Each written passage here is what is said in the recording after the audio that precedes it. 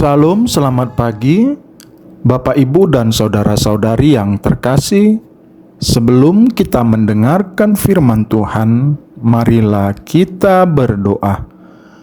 Kasih karunia dan damai sejahtera dari Allah Bapa kita dan dari Tuhan Yesus Kristus menyertai kamu sekalian. Amin. Bapak, Ibu, dan saudara-saudari yang terkasih, firman Tuhan kita yang menjadi renungan kita pada hari Sabtu tanggal 5 Juni 2025 diambil dari kitab Mazmur pasal 19 ayat 15. Beginilah firman Tuhan. Mudah-mudahan engkau berkenan akan ucapan mulutku dan renungan hatiku, ya Tuhan, gunung batuku dan penebusku.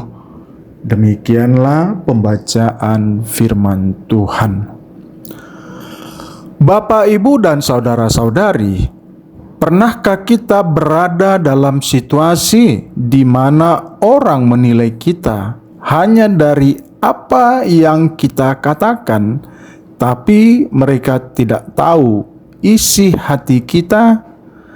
Atau sebaliknya, mereka mengira kita baik karena tindakan kita, padahal hati kita sedang bergumul?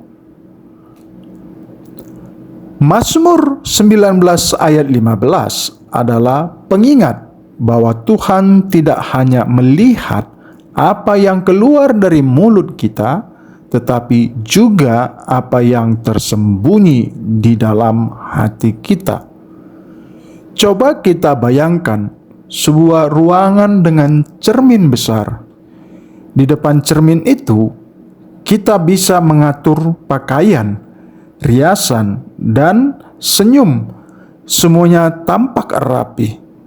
Tapi ternyata ada kamera tersembunyi di dalam ruangan yang merekam gerakan kita saat kita pikir tidak ada yang melihat. Kamera itu menangkap ekspresi wajah saat kita jengkel, sikap malas, atau saat kita berkata kasar ketika tidak ada orang. Begitulah hidup di hadapan Tuhan.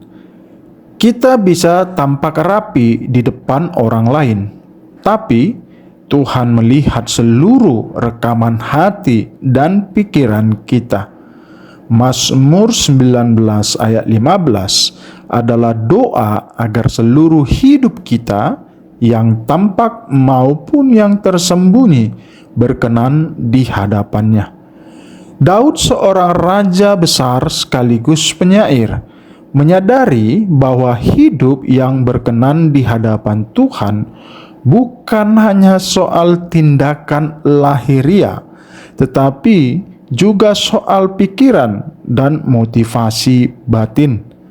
Dalam ayat ini dia tidak berkata bahwa dia sudah sempurna, tetapi ia mengajukan permohonan, mudah-mudahan. Ini adalah bahasa kerendahan hati. Daud sadar, sekalipun dia seorang raja, hidupnya tetap harus disaring dan dinilai oleh Allah. Saudara yang terkasih, ayat ini menunjukkan pemahaman Daud bahwa penyembahan sejati bukan hanya ritual atau persembahan, tetapi hidup yang benar di hadapan Tuhan sampai ke dalam hati.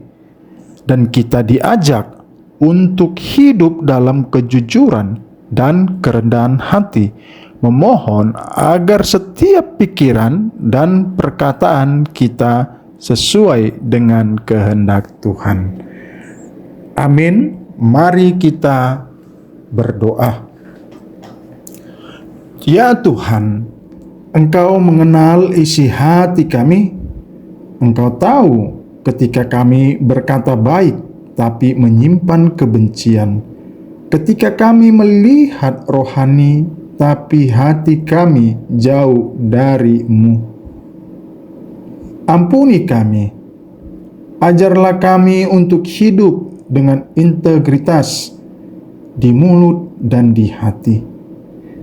Jadikan kami pribadi yang menyenangkan hati-Mu, ya Tuhan, gunung batu kami dan penebus kami.